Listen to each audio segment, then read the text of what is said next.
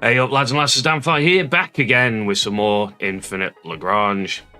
Today, not the video you guys I know want to see, but it's something I missed. It's the Carilion. I'm also going to be doing the FG300 this week for the ship guides. The reason being is I am unfortunately back in the hub and it's, well, test server's down, so I can't do all the testing I need to do to be able to update the tier lists correctly, because I want to play with the destroyer composition more early game. I want to play with it more that sort of mid-late game and some late game compositions with them to see how badly the Taurus nerfs and the HCRS nerfs and stuff actually really affect proper solid gameplay, as opposed to just throwing fleets at each other in the test server. So bear with me on that. The tier lists will be updated eventually, because I know that's what you guys are waiting on. So yeah, just bear with me. Unfortunately, that's all I can say at the moment. I just don't.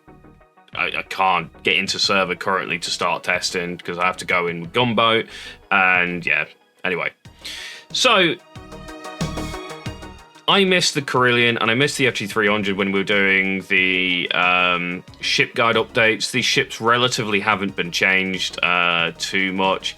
And it's interesting to talk about the Carilion now because the special type might come back as a meta ship with the recent changes due to its absurd, ability to dodge ships. It never really went away. I know a few people that still ran Special Carilion as the sort of main, front row tank, and it still works really well within that situation. But now with changes to things like the Io and the Katamara Chaos, meaning ships that have pretty poor hit rate, getting like a dodgy front row might be like really substantial in the meta. So I did want to cover like the Special Carilion. A, missed it. B, it might be relevant. This is just assumptions, by the way, but I could see it working in a fleet composition anyway. So the recon type generally doesn't have a use bar the fact that it's relatively fast. Not that that really matters anymore. Cruising speed caps out at 1200, but you can see it starts with 1040 movement speed. You can get this up a little bit more, so it makes a good scout again. And it's do you know what? You can use anything as a scout nowadays. It really doesn't matter. Use whatever ship you fancy. The reason for the recon originally was the recon and the FG300 recon were because they had like the highest cruising speed out of all the frigates, bar the Ferrari, and the Ferrari's the Noma that you can get from the outpost docks. Anyway, so you used to use them to get your fleets into position because you'd only ever warp your fleets before if you wanted to go like any particularly large distances. Now it doesn't matter because they do 1200 cruising speed, so you can send them at the same speeds as your recons to get anywhere, which is it's removed a gameplay element, in my opinion, which it's just bad, and they shouldn't have done it, but they have done it. I don't like the cruising speed buff. Well, everything having the same cruising speed. Fair enough, it can take 10 minutes or 15 minutes for solar whales to get up to speed, but 10 minutes, 50 minutes, nothing, is it? Nothing, really. So yeah, the Recon's role has been removed from the game because of that patch, and now it's relatively useless. It doesn't have good damage, it doesn't have good tank. Actually, I say it doesn't have good tank. It's okay tank. In its propulsion system, you can see it still has the base 30%, 35% evasion. We can get a little bit more with evasive maneuvers. Increase evasion by 50% for 40 seconds. We can get a little bit more from this one as well, the emergency evasion system on the engines. Armor system's probably your next best bet here, going into double HP. And you can go into its weapon systems and stuff. Generally speaking, though, if you're going to use it as a recon, you just leave it at, propulsion, go into your propulsion, max out its cruising speed, max out its warp speed, done. That is all you needed to ever do to it. So yeah. You have got weapon systems here. They do next to no damage. I would never run these ship for damage. But if you are going to, hit rate, double cooldown, the damage mods don't really matter here, so you can get more cooldown. So you can actually get quad cooldown, which is kind of funny on this thing. So it's pretty rapid firing, but it just doesn't really do much, and that is all your slots with the quad cooldown. So yeah, there you go. Near defense cannon. It has got this speed up firing every 10 seconds of operating the anti-aircraft weapons of the weapons. The system increases rounds per cycle 4 for the next round of attack. Again, this will be now row wide because it has the aircraft counter attack, so eventually it will become row wide. And then yeah, probably double hit rate here, triple hit rate even would be better, and one of the cooldowns.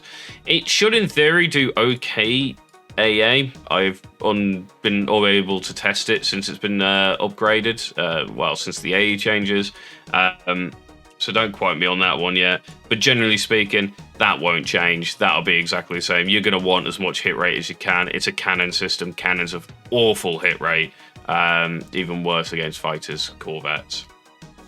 So yeah. The heavy cannon type, it can fill a very early game role as a pseudo damage dealer. It's not particularly good, but it does have the heavy Carilion cannon system, which is 300 damage per ship on a small thing. It's not bad.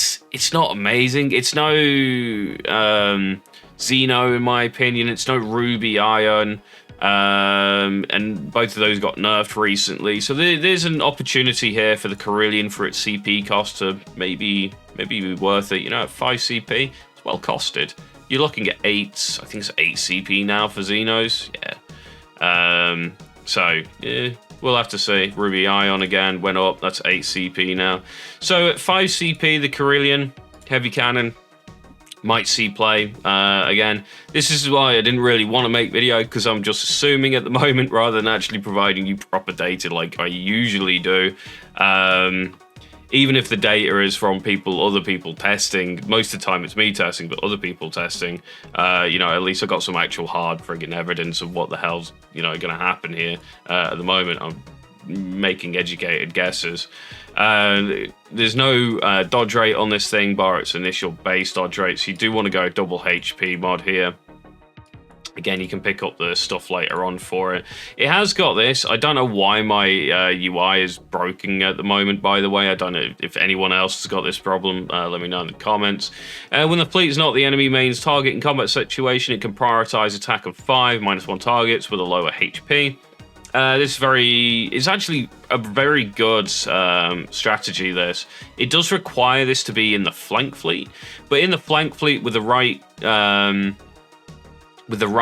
ships. Bear in mind, this won't work if you've got any aircraft in that fleet whatsoever, so it has to be capital ships, so frigates, cruisers, destroyers, etc. No carriers whatsoever, which, quite plausible now with some of the AA changes.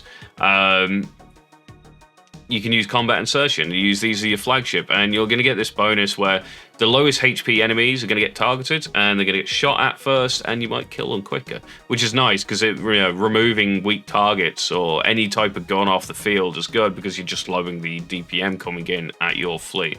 So it's actually got a really good strategy there, so that's quite cool.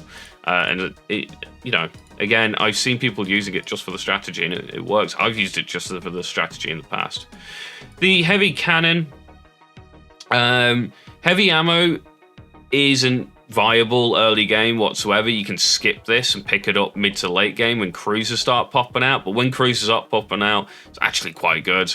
One of the better pickups, one of the better strategies as well. The base hit rate and the frigate destroyer hit rate are what I'd recommend at the moment. And then you got heavy targets. This will prioritize cruisers and up, so this is actually quite nice, but you don't want that early mid game. Early mid game, prioritize the double hit rate, double cooldown, and the double damage, I believe is what you want to go. So you go hit rate, double cooldown, double damage, and that's going to be your best option there. Later on, if we start seeing the meta shift to a cruiser heavy fleet, I have a theory that you drop the frigate destroyer hit rate, pick up the increased damage, the double damage, drop one of the cooldown, and pick up the prioritized heavy targets. And you might see something very, very nasty in a flank fleet, which will be these things hitting for a substantial amount of damage. You're looking at 360 with a total 10% damages and an extra 60% for targeting cruisers. You can see that you're going to hit like 420 hit rate on a pretty rapid firing weapon as well. Yeah, it's potentially very, very, very good. But again, I'm just hazarding a guess here. And at 5 CP, you know, it's going to be good at 5 CP, I think, but we'll have to see if that meta of like the cruiser heavy focus comes out. Again, here, triple hit rates the way you want to go, and double cooldown for the weapon system. It's identical to the previous one. No damage per minute, really, but is what it is. Command system, obviously, upgrade the combat insertion if you're going to use it in the flank fleet, really good. After that, limited armor enhancement is probably your best bet there. Or actually, the key structural enhancement is pretty good there as well. Doesn't really matter too much. Pick up one of the physical resists as well if you fancy it. You don't need to, though. It's not going to be enough physical resistance to really matter anymore. The special type, the one that I think might see some actual play a bit more now than recently, and it just kind of fell out of favor recently. There was a lot of stuff that had the hit rate to be able to deal damage to Carilion special frigate front rows. In the names of things like Tauruses and HC Eris's and stuff like that, just like the sheer weight of fire coming at them eventually killed them off. And some other things as well, IO type Bs and stuff like that, which had just been buffed, so maybe you won't see special Carilion front, but we'll have to wait and see. But it was, for a long time, the best tank in the game, and the reason for that was, well, you start with a 35 base ship enhancement, ship evasion, really, really nice. You know, I didn't have to do anything there to get that. Go to information, it came with an extra 20%. There's a base 55% evasion, and you haven't even spent tech points into this thing yet, which is kind of crazy. Pick up active interference, now you got an increased evasion by 90%. So now you're running like, I think it's around 75, 80 evasion there. I'd recommend picking up visual signal camouflage. This increases your evasion against direct fire weapons. This is because guided weapons doesn't matter too much. This is a front row ship, so it doesn't get targeted by missiles and the likes too much. So yeah, there you go. Then over to its evasion system. We've already got missile hit evasion and torpedo hit rate evasion. You can reduce target selection time of the main weapon system, which I wouldn't recommend. I do recommend, though, picking up the two more that give you even further evasion. One's against direct fire again, and the other one's against slow weapons. Slow weapons are things like railguns, ion cannons, etc. And so, yeah, all of a sudden you have this thing that's just sat there with, I think it's about 78% evasion. When the strategy triggers, it's like over 90% evasion. It's absurd how much evasion this thing can get and how much it can tank because of that. And then they nerfed healing and stuff, and then they brought healing back. So in theory, you know, in your armor system, going double HP here and one of the physical resistances, you could become this very, very tanky front row ship. Doesn't have much damage whatsoever, but who cares? You know, you're just going to sit there on the front row for days tanking and take damage for the rest of your fleet. And that's exactly what the special Carilion can do. It's still very, very good. It was very, very good for a long time. It's not really changed. It's just some ships got better at, weight of fire eventually sort of made them go, well, you can get more damage output if we drop the Carilion special and, you know, put HC Eris in there.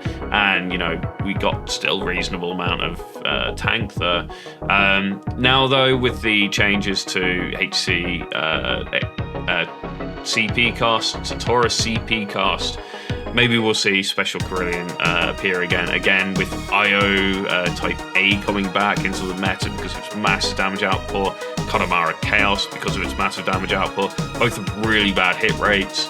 I don't say they're really bad against Frigg Destroyer, ish against Destroyer. Friggs, though, pretty bad hit rates. And putting IOA against these, yeah, the IOA, if it clips a Carilion, probably almost one-shots the thing. Problem is, it's just not going to ever, like, clip a Carilion anyway. So you might see Carilion come back.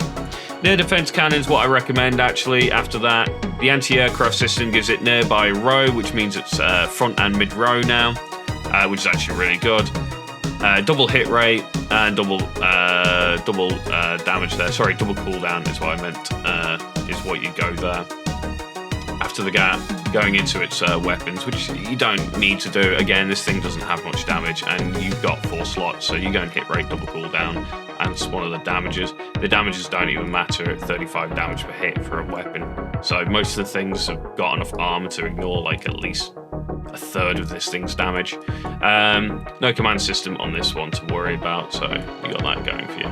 And that is the Carilion. Again, I know it's not the video you guys wanted. I will get the tier lists updated as soon as I can. It will be going from the frigates and up again when I can actually get some proper use out of them and, you know, test them in fleet a little bit more. And that's going to unfortunately just take a bit of time and getting into a server in the first place. So, thank you guys for watching. Don't forget to like, comment, and subscribe. And I'll catch you next time.